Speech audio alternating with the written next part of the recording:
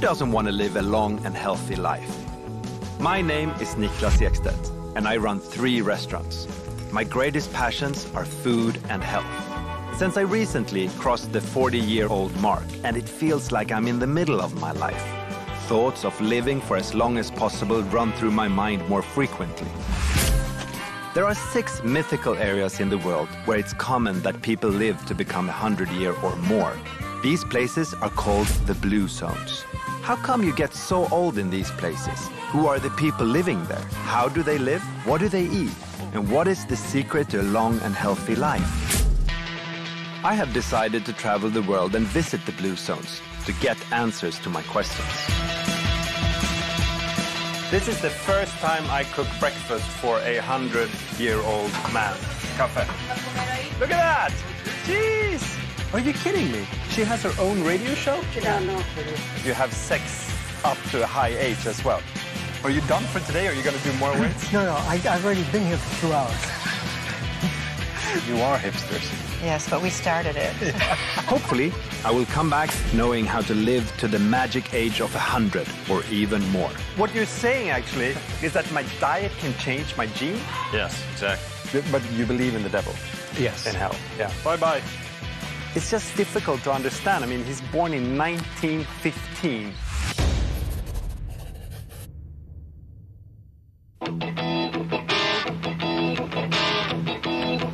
I have now made my way to the United States of America and the city called Loma Linda. It's about a 2-hour drive east of Los Angeles.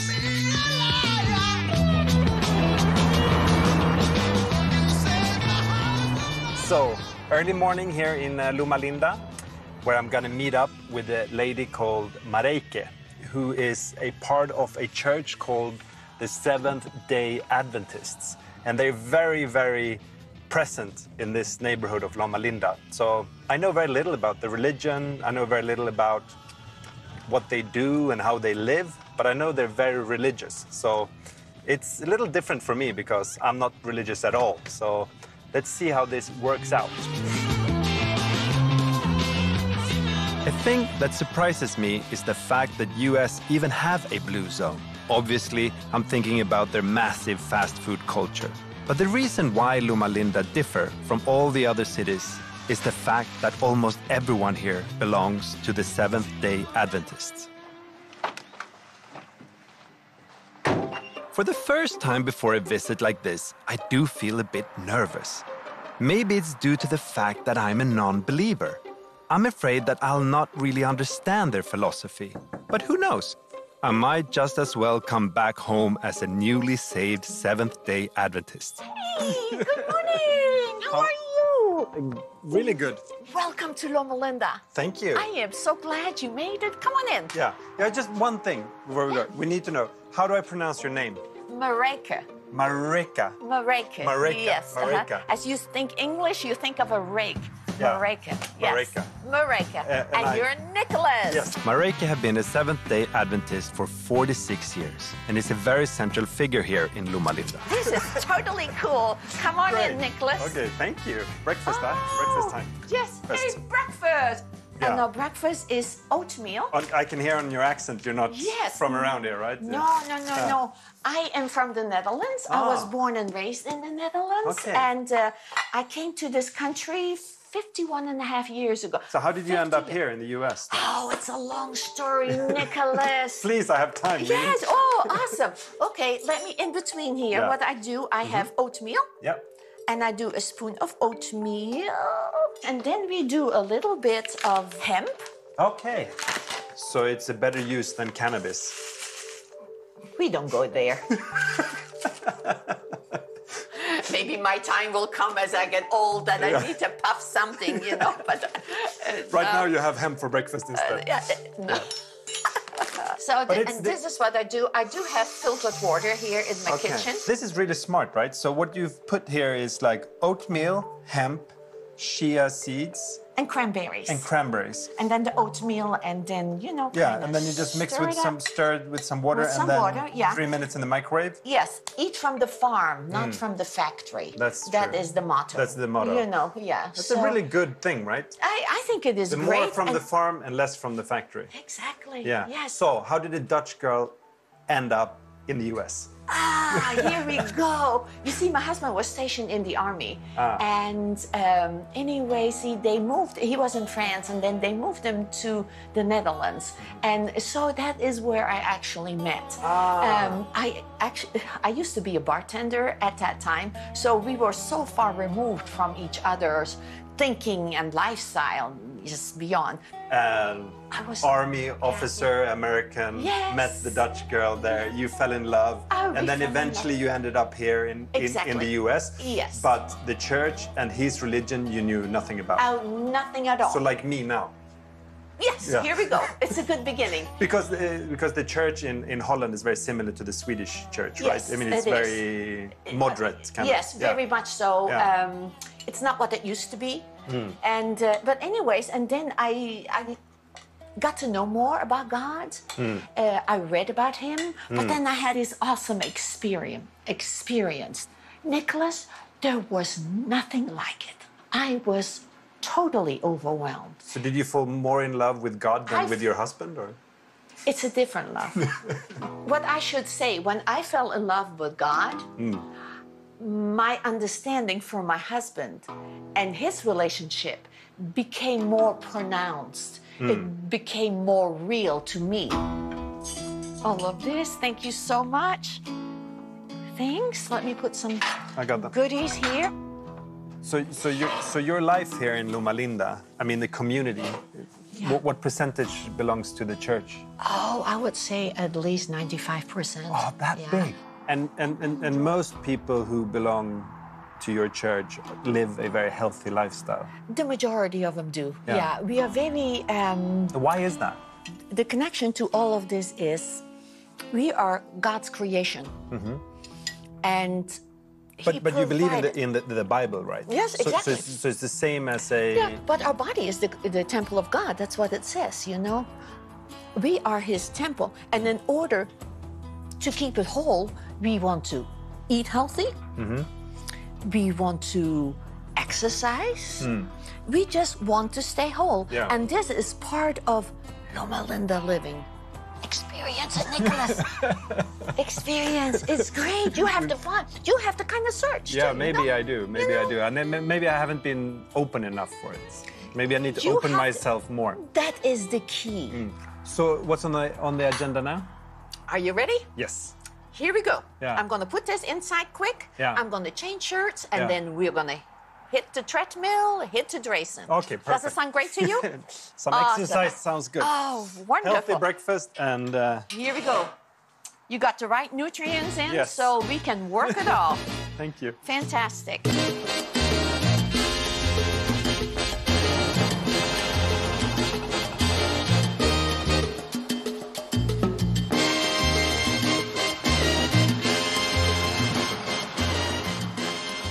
Here we go. This is the Drayson Center. Here is the Drayson Center. Welcome. I'm gonna get fit.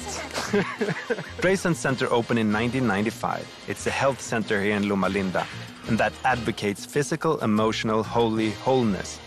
A lot of the people here training are older. Massive. Rhonda Spencer-Wang is working as an associate professor in the Department of Public Health at Loma Linda University. Physical activity for the centenarians is very important. The type of physical activity they have done has changed over time, right, as they go through seasons in life, but they still are very active. You might run into them in the community. You'll see many of them walking, and if they can't walk on their own, they have a walker. So it's very important to their lifestyle, their mental well-being, their physical well-being to get out and do things. How old are you? I'll be 95 Saturday. Wow. Congratulations and happy birthday. Thank you. And I play golf twice a week. No way. Isn't he awesome? 95. Don't play that well anymore, but yeah. you go through there. But it's fun. We have some of our own rules, you know. If the ball rolls across the hole, it isn't our fault that gravity didn't pull it. Don't you love that? That's awesome. So here at the university, we do a lot of work on longevity. For my research, I really focus on the people who are over 100 and looking at their childhood experiences, because we know that there are adverse childhood experiences, or ACEs. And when you get too many of these ACE scores, high ACE category score, the less likely you are to reach 100. So how old are you? I'm going to be 95 in August. It's amazing. Is it? Yeah. Yes, you're amazing. So what's your secret? How do I become 95 then? What should I do? You should start when you're young, although I didn't. We had no idea how to live healthily, except my parents were Seventh-day Adventists. Movement and happiness and trusting God and being honest. And I don't know. So that helps. That helps. So ACEs are adverse childhood experiences, and basically it's trauma that a child would experience or might experience during childhood. And ACEs include things like extreme poverty, parental harm if a parent physically abuses them or mentally abuses them, if they witness violence in the community, all those kind of things you can imagine that are really traumatic. So for instance, an ACE score of 4, it's going to significantly impact your life, right? A score of 6 or more, they say it shortens your lifespan by 20 years. Well, our centenarians all had a minimum ACE score of 4 or more, and a few of them have an ACE score of 6. Yet, the oldest one is my husband's great aunt living at 106. So really, this here in Loma Linda is the first community to be identified that shows signs of resilience against ACEs. And basically, it's a super blue zone. How old are you? I'm just short of 80, 10 days again. 80 years old. Yeah, You're 80. 80. Yes. 80. First like this. What?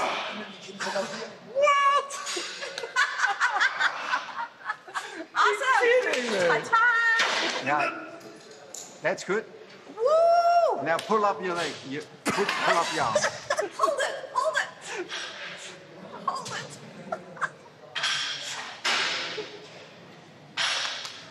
Way to go, Heinz. It's something, huh? So Loma Linda centenarians living longer than the average is really a complex story. When I went and interviewed the centenarians, I see 8 factors starting from childhood that look like they really afforded protection for them. The first one, which I call a keystone habit, is time in nature. Kinetic activity, so you can imagine as farmers, even across their lifespan, they move a lot. The third one is simple foods. Simple foods, right, back more to the ground, to the nature, and it's plant-based. And the drink of choice, well, for the centenarians when they were young, it was the only choice. It was water. Another connection is family and friends camaraderie, right? So high social capital. They really maintain these connections across their lifespan. Another one is, critical one, our faith foundation.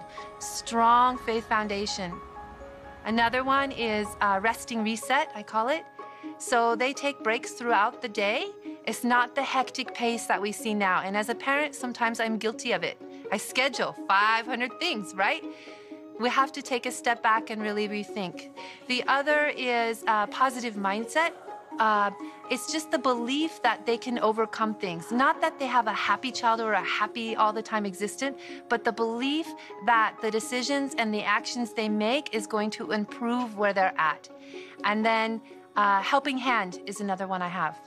So along with this positive mindset, they have this gift of wanting to help their friends and giving back. And so you live here I live here in Loma Yeah, Linda. and you used to work at the university, or still? Yes. Yeah. I started out at the university in 1967, and now I work at the SAC clinic. So you still work? I still work, only a little bit, half day a week. And how old are you? I'm 87. 87. Yeah. Yeah, and still going strong. Oh, I have a great time. Yeah. I just enjoy myself. Why should I quit? And how often do you work out? 4 times, 5 times a week. 4 to 5 times a week. Yeah, for a couple hours mornings. See, I can either rust out or wear out. I'm not going to rust out, okay? So what do you think about the kids today? So what's the big difference between like my generation growing up now compared to your generation? To be honest with you, Yeah. they don't understand what life is about, what's real. And so they want to get. And they don't realize that life becomes real when you give. And they need to learn to give. It's a striking point, actually, thinking about it. I don't think I do it at all. Yeah. Yeah. I mean, how does the younger generation spend their non-ordained time? And it's getting. And getting, you never get enough. No. When you start giving and you see somebody smile because of what you did, that's so satisfying. Yeah. It brings joy to your heart. And it's a very small thing to do as well. Yes. It's not complicated at all, Not is at all. it? And You it's can- not expensive. No, it's zero. Yeah. You go to the church here as well? Are you religious as well? Yes, Yeah. I take it rather serious. Yeah. The statistics of longevity, when we compare here in Loma Linda to the rest of the U.S., there's been a number of published studies looking at this, and it just shows, on average, about 10 years longer, right? And so that's just what the data shows. But I have a feeling, based on meeting these centenarians, that it's likely even longer, as the health in America may not be quickly improving, and the centenarians and the Loma Linda community is really maintaining these habits. So the disparity between the rest and the blue zone, it may be widening. So you always do the same machines, Harvey? Tomorrow I'll do arms and chest. Oh, you change. I change. Why are legs so important when you get old to do? So I can get up from a chair. I don't want to be stuck in the toilet.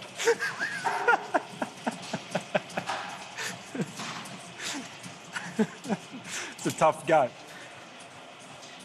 You come in the mornings or in the afternoon? Mornings. Yeah. We usually get here about 6:30. You're here 6:30 in the morning. Yeah. Are you done for today? Or are you going to do more weights? No, I've already been here for 2 hours.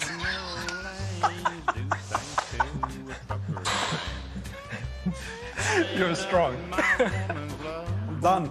How was Harvey Elder? Amazing guy. I'm glad you had the opportunity to meet him. So Yeah, thank that is totally, you're very welcome. Hey, do you want to come tonight and help me make some supper for all of us? Yeah, I would How does love that to. sound? Great, yeah. Awesome. Looking forward to do so. This old truck had wings, I'd fly like an angel to the What a fun gym visit. It was so incredibly impressive to see the many elderly people being active and being so strong and fresh. I don't really know if I like their religion, but it does bring one good thing to the people of Loma Linda. They are all very active and take good care of their bodies. And I assume their diet is just as important.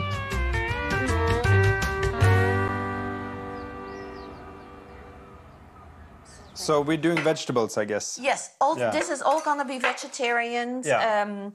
With the exception, I have real cheese. I have Okay. cheddar cheese I use, if you don't mind. Yeah, Cheddar so cheese. your diet is not vegan? It's not vegan, No. I'm vegetarian. I think that I would probably be able to eat like this on the weekdays.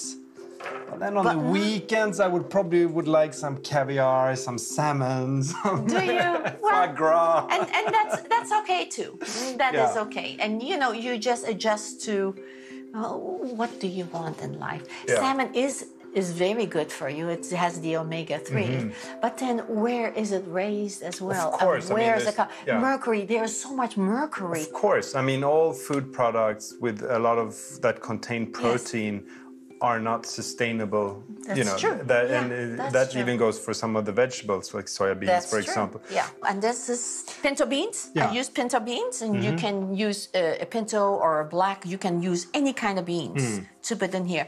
You cook them, and then you mash them, and then you put some olive oil in it, and then a little pepper and a little salt. You can do a little taco seasoning in it as well, but I just keep it very simple. So this is instead of minced meat or Yes, something? this is our protein. Yeah. This is the protein for the meal. I don't know if you guys know the McDonald's, the Golden Arches, right? That might be universal. So that was even a big taboo to develop that here in the blue zone, right? The city has very strict standards of what they will allow. To get alcohol license, very difficult for a restaurant here in Loma Linda. Tobacco, we don't sell, I don't see many smoke shops. So we take a lot of pride in maintaining the healthy habits of the city. Hey, Tom, how are you? Oh, hi. Nicholas, that's my husband, Tom. Finally. Ready to eat, huh? You could smell the food already, huh? I can smell it. Here you go. Please do take a plate, and then... Have you been to the gym as well? No, I haven't. No. I do my exercises here. Yeah. He does exercises here. You like your wife's cooking? Oh, It's yeah. fine? Yeah. As I said, What cooking there is to it.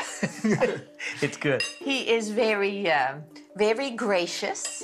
So you're the guy that brought this Dutch woman to the United States, huh? Yeah. This liberal Dutch She woman. gave me a life. You see? Hey! So the diseases that are less common is kind of a misnomer. We die of the same things that most Americans. You're going to die of heart disease or cancer. It's just that you die of that at a much later age than what typical. You'll see people dying 50s, 60s of heart disease. I mean, you have a diet that's, leaning towards vegan, and you don't drink, right? No alcohol. Yeah. So it's that type of diet, but still you praise modern medicine. Yes, we do. I mean, because there are pockets and Yes, we parts do. of the world where people eat very simple food, like with vegetables, Yes, and don't have a processed food, but they don't have modern medicine and modern hospitals, but you do. We do have cutting edge, yeah. Yeah. The medical treatment is top edge. The medical treatment is top edge, and we are very aware of like the opioid crisis. That's a huge problem in the US, right? It is a huge problem. And it is a problem in Loma Linda because we have had numerous doctors that would be in our community. I'm not saying just at our institution, but all around that would provide opioids like terrible. Like candy almost. It's everywhere. And those are tablets, right? These are Pills. tablets, these are pills, these are pain medications. We have 3 times a week. Oxycontin, oxycodone, stuff like that. Fentanyl, you name it. Why do people get opioids? I mean, to start off, I mean, we don't even have them. I've never heard of that problem in Europe. I don't know. It probably exists, but I don't know. I am why. ashamed to say it has been prescribed way too much. Physicians would prescribe it, and people would take it for 2-3 weeks at a time, and then they would go back, and the patient would say, "Oh, I'm still in pain," and the doctor would keep prescribing. Give the stronger. Give him more, and up the dosage, and cannot get off. Horrible. It kills families. Yeah. The children are the victims of the circumstances of their parents. Yeah. Because And the parents that can't take care of the kids when they're on Exactly, these strong cannot drugs. function. They You walk will- around like they're in a stupor They're or something. zombies. Very addictive. It is unbelievable.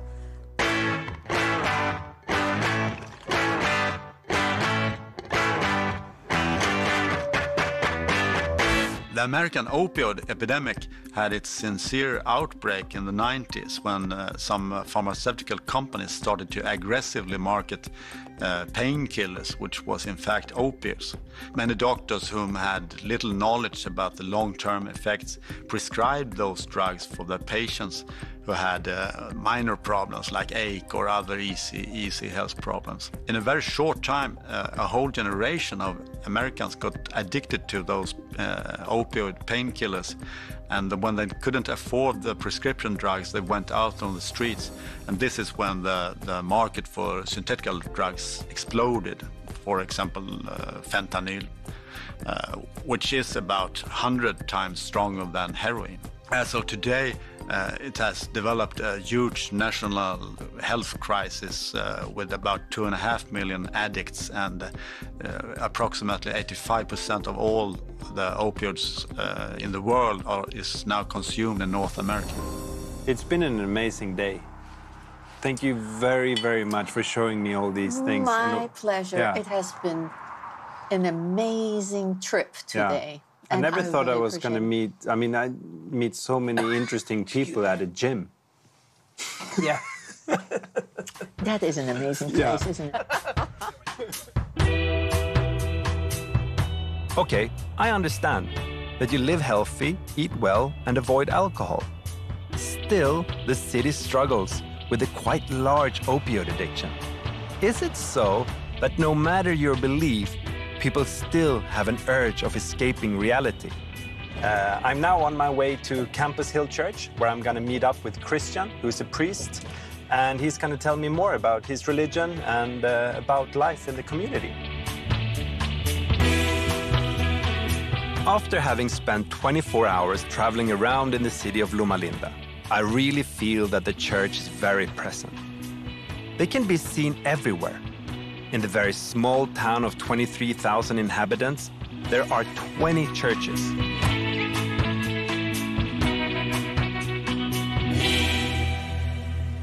Hey, Christian. Nicholas, welcome to Campus Hill Church. Thank you. It's a beautiful church you have here. Well, I'm glad you came to visit. Yeah, excited.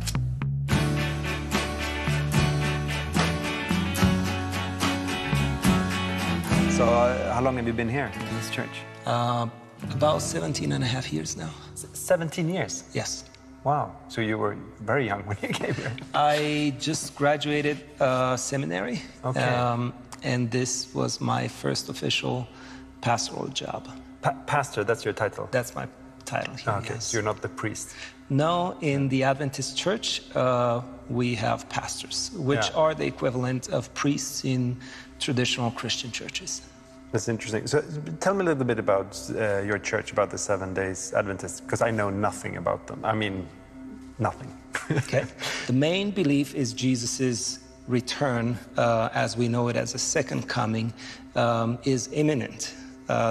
Thus, we're called Seventh-day Adventists. Adventism pertains to an advent, to a coming. We believe that he went to heaven, and we believe that he's coming back. That was his promise, that just as he goes, he will come back.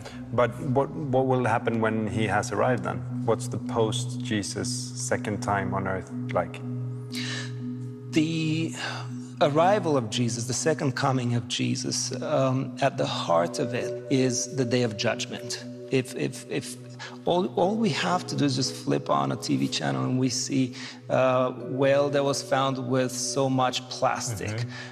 What's the fault of that sea animal? You know, what did it do wrong to be under treated such, like right? So that's not right. That's not right.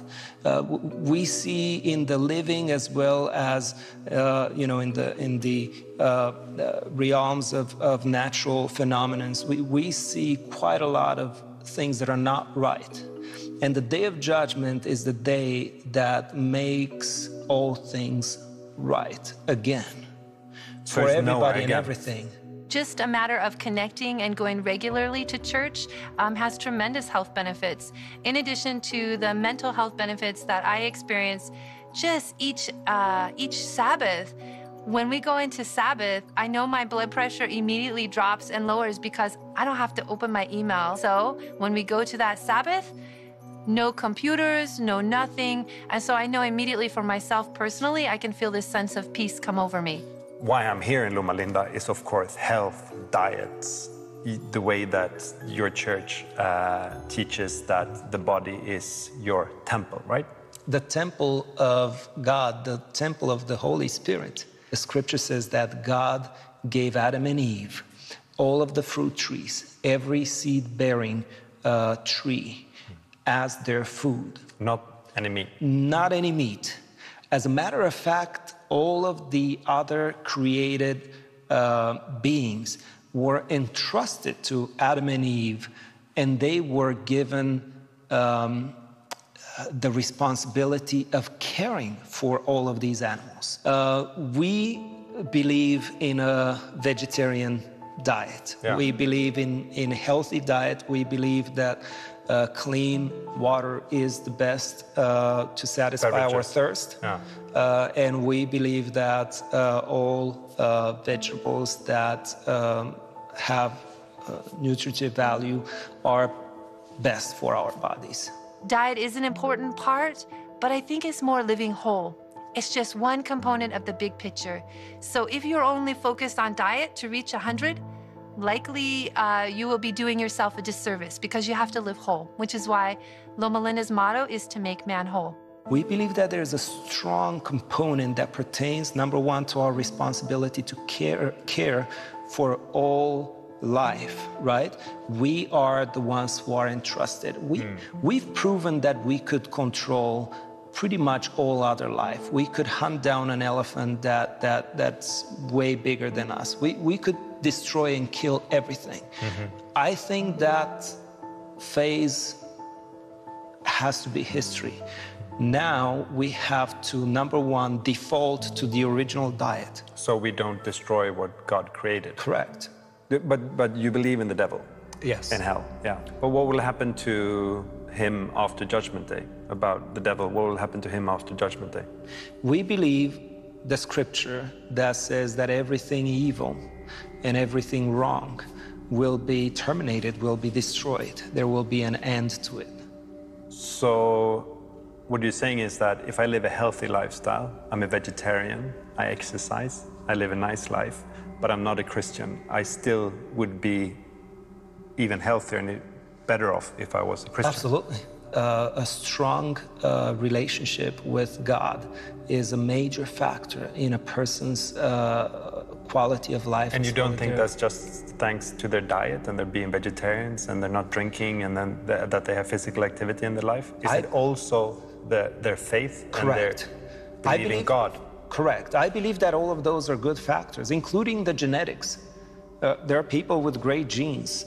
But when you add the component of a personal faith, that adds on top of what a good lifestyle, what a good genetic inheritance already brings to the table. If you take away the religion, it becomes difficult for our community, I believe, to live as long and as healthy. Even religion in itself, there's studies showing that attending church and a faith in God, they see less chronic diseases among that population, also because they're connected to that social capital as well. The faith in God and then also the social capital does tremendous for your mind, your body, and your spirit, right? And so also this belief that my life has a sense of purpose and it's in God's hands, it takes some of the stress off of me.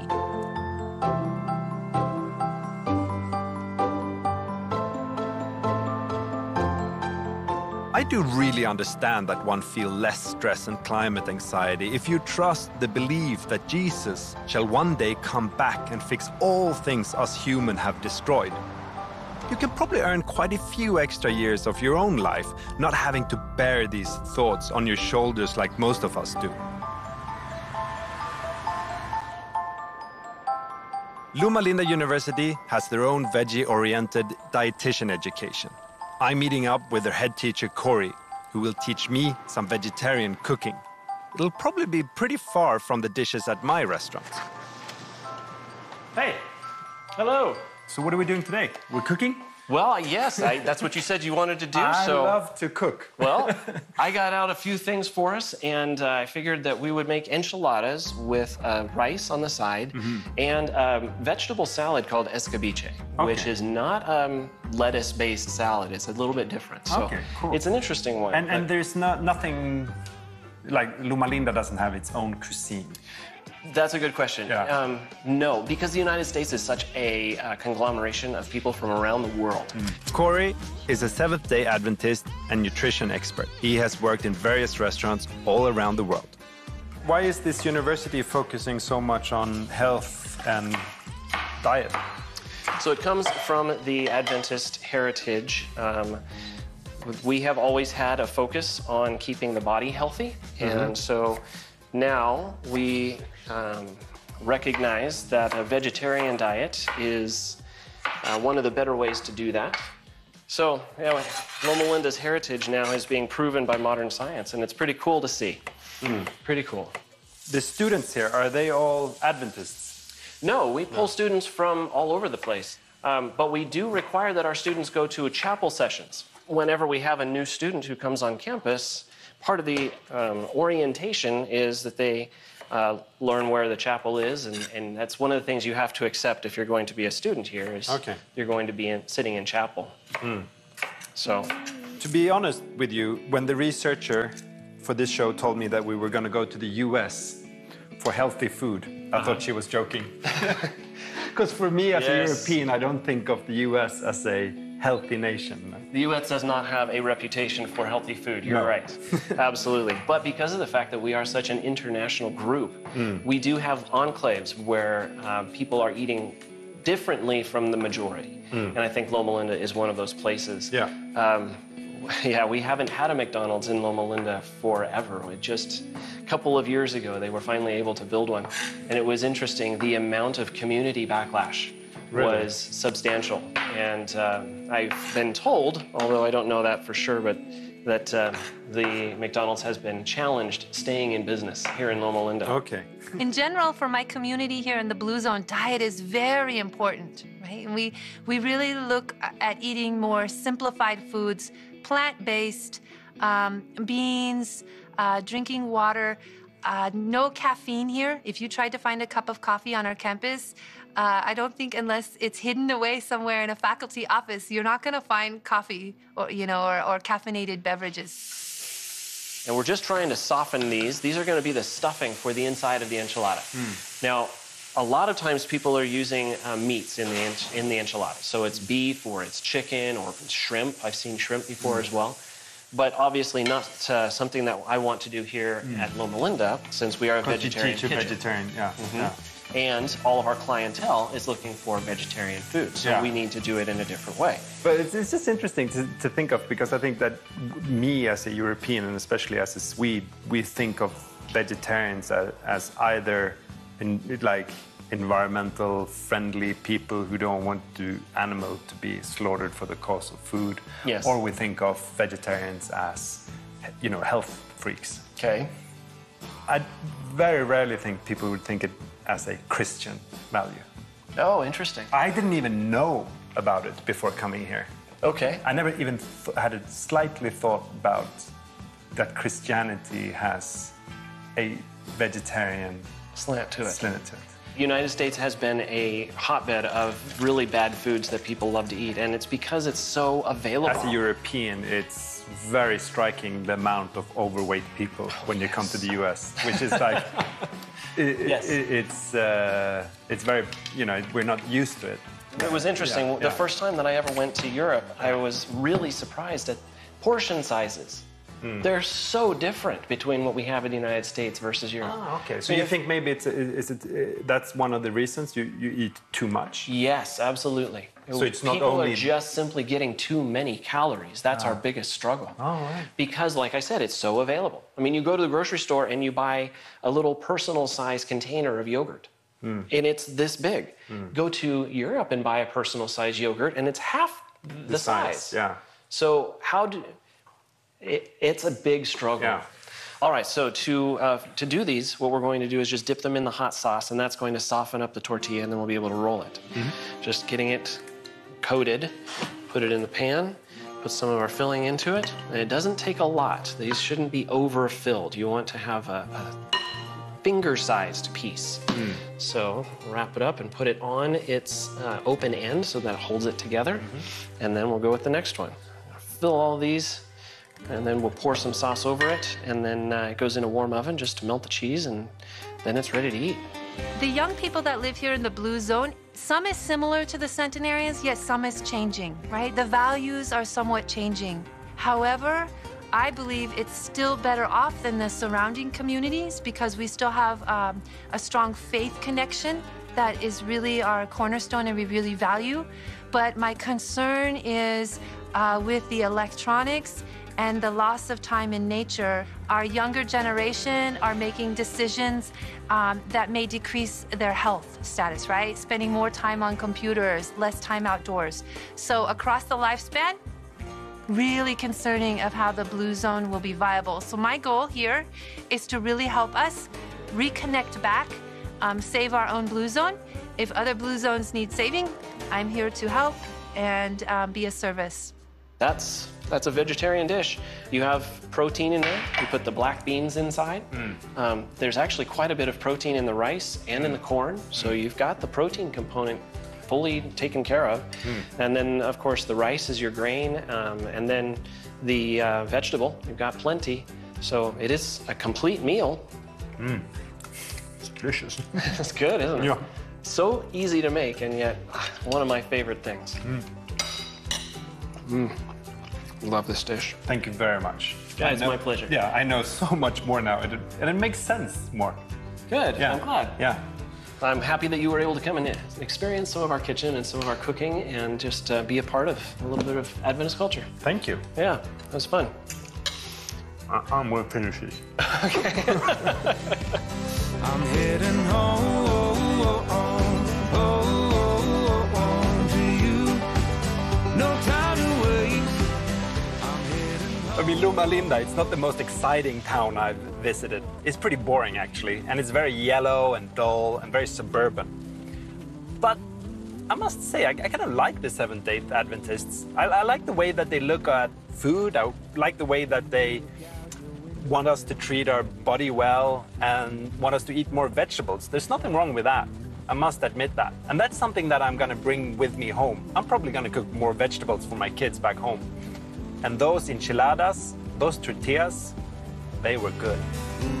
In my opinion, religion do most often lead to limitations and conflicts. This is actually the first time that I've seen something that I believe can result in something positive. I mean, they're healthy and live long due to their strong beliefs. To you, no time to waste. I'm heading home.